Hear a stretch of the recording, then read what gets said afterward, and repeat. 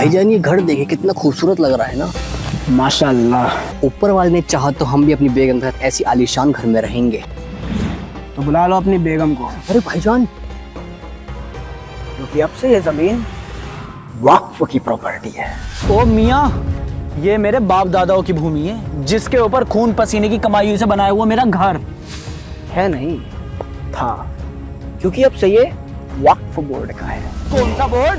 वक्फ board यानी कि मैं जिस भी जमीन पर हाथ रखकर ये बोल दूं कि मेरा मानना है या मुझे लगता है कि ये जमीन आज या कई सालों पहले किसी मुसलमान के पास थी जिसने इसे वक्फ को दान कर दिया था, तो अब से उस जमीन पर अल्लाह का अधिकार है और उसकी देखरेख का काम हमारा है। क्या बात कर रहे हो भाईजान? क्या सबूत है तुम्हारे पास कि ये जमीन तुम्हारी है? हाँ हाँ, क्या सबूत है तुम्हारे पास इस जमीन की मलकियत का? इस जमीन का एक एक कागज मेरे पास है और अगर तुझे ऐसा लगता है कि ये जमीन तेरी है तो अपने कागज दिखा और ओनरशिप प्रूफ कर।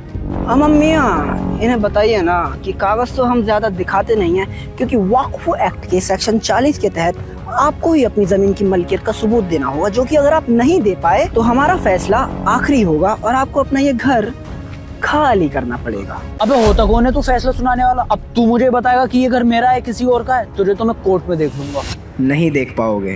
हम अम्मियाँ, इस खलीफा को तो सेक्शन 85 भी नहीं पता, जिसके हिसाब से वक्फ के मसलों में दूसरा कोई भी कोर्ट दखल अंदाजी नहीं कर सकता और ना ही तू वहाँ जा सकता है।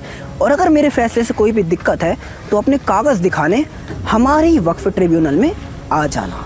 अबे कैसा एक्ट है यार ये? तेरे खिलाफ लड़ने के लिए तेरे ही लोगों के पास जाना पड़ेगा। अब यही तो कट है जिस पे दुनिया पट है। आ मेरी जान। अल हबीबी, अल हबीबी, अल हबीबी, वल्लह वल्लह। भाईजान एक तो हो गया, पर बाकी बेगमों के लिए और कुछ तलाश करें। अच्छी बाय, चलो ने। अल हबीबी, अल हबीबी, अल हबीबी, वल्लह वल्लह। अब तो हम मालामाल हो गए भाईजान, अब तो बस बेगमों का आराम फरमाना है। अभी कहाँ मियाँ, समय आ गया है मकसद को बड़ा करने का और इसकी शुरुआत होगी दिल्ली सल्तनत से। एक सर्वे के मुताबिक दिल्ली का 77% एरिया वक्फ के अंडर में आता है, जिसमें शामिल है CGO complex check, Jawaharlal Nehru stadium, अगला Delhi high court, Delhi public school, IGI airport. Check. भाईजान दिल्ली सल्तनत तो लगभग हो ही चुका है, अब अगला क्या?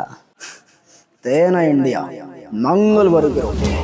और साहब जी, अपनी बिटिया की शादी है अगले महीने, तो उसके लिए मैं अपनी जमीन का कुछ हिस्सा रेड्डी साहब के नाम करना चाहता हूँ, तो जो भी कागजाती काम है वो आप जल्दी से निपटा दीजिए। पर राम गोपाल, ये जमीन तो तुम्हारी है ही नहीं। क्या? हाँ, हमारे रिकॉर्ड में तो तुम्हारे क्या, तुम्हारी पूरी गाँव की जमीनें वक्फ बोर्ड की दिख रही हैं और उनके बोर्ड से एनओसी लाए बिना तुम इसे बेच नहीं सकते। ऐसा लगाओ साहब, मेरी बेटी की शादी रुक जाएगी और कुछ नहीं है मेरे पास। तो देखा आपने कैसे इस गांव के लोगों को पता चला कि इनका पूरा का पूरा गांव ही वक्फ बोर्ड के अंदर आता है, वो भी बिना किसी ठोस सबूत के। ऐसा ये किस बिहार में हुआ है जहां पूरे गांव पर वक्फ ने कब्जा कर लिया और 30 दिन में उन्हें उन्हीं का घर खाली करने की धमकी दे रहे हैं। आज की ताजा खबर में जाकिर नाइक का बड़ा बयान का, अंबानी का घर भी वक्फ की प्रॉपर्टी पर बना हुआ है। पिछले 10 सालों में वक्फ की प्रॉपर्टीज डबल हो चुकी है, आंकड़े आपके सामने है। एआईयूडीए चीफ बदरुद्दीन अजमल का बड़ा बयान, कहा पार्लियामेंट भी वक्फ की जमीन पर बना है। भारत में रेलवे और आर्मी के आज वक्फ बोर्ड के पास सबसे ज्यादा जमीनें हैं। अबे ओ मुतवल्ली, तेरी कयामत आने वाली है, क्योंकि तेरे वक्फ का वक्त ना खत्म होने को आ रहा है। सरकार एक नया बिल ला रही है जिसमें तुझे अपनी सारी प्रॉपर्टी के कागज दिखाने पड़ेंगे, वरना सरकार उसे छीन लेगी। जबान संभाल कर बोल मियां, अगर ऐसा हुआ तो यूपी में हमारे पास 1,21,000 जमीनें हैं, जिसमें से 1,12,000 के कोई कागज नहीं है हमारे पास, और तेलंगाना में 33,000 में से 90% जमीनें बिना कागज की हैं। तो इसका मतलब तुझे उन सबकी लूटी हुई जमीनें वापस लौटानी पड़ेंगी। एक बार जो जमीन वक्फ की हो गई तो कयामत के दिन तक वो वक्फ ही रहेगी। यही हमारा उसूल है। अपने उसूल की बत्ती बना के दीपक जला ले, क्योंकि इस बिल के एक्ट बनने के बाद चाचा नेहरू की दी गई तेरी सारी असीमित शक्तियों पर लगाम लगा दी जाएगी। कैसी लगाम? मम्मी यार, तुझे तो वक्फ अमेंडमेंट बिल 2024 के बारे में कुछ पता ही नहीं है। पहले जैसे तू किसी भी जमीन को वक्फ बोर्ड के बता देता था बिना किसी लीगल डॉक्यूमेंट के, वो पावर अब तुझसे छीन ली जाएगी। क्लॉज 3 के हिसाब से सिर्फ वही व्यक्ति वक्फ को अपनी जमीन दान कर सकता है जो पिछले 5 साल से इस्लाम को फॉलो कर रहा हो और उसके पास अपनी जमीन के कागज हों। तो गैर मुसलमानों की जमीनें हड़पना बंद रखते। तुझे अपनी सेंट्रल वक्फ काउंसिल में अब 2 मुस्लिम महिलाओं के साथ हिंदू, सिख, ईसाई जैसे 2 गैर मुसलमानों को भी शामिल करना होगा। जितनी भी सरकारी जमीनें वक्फ के पास हैं फिर से वो सारी सरकार दे जाएगी। या अल्लाह, ये बिल पूरी तरह से इस्लाम और मुसलमानों के खिलाफ है।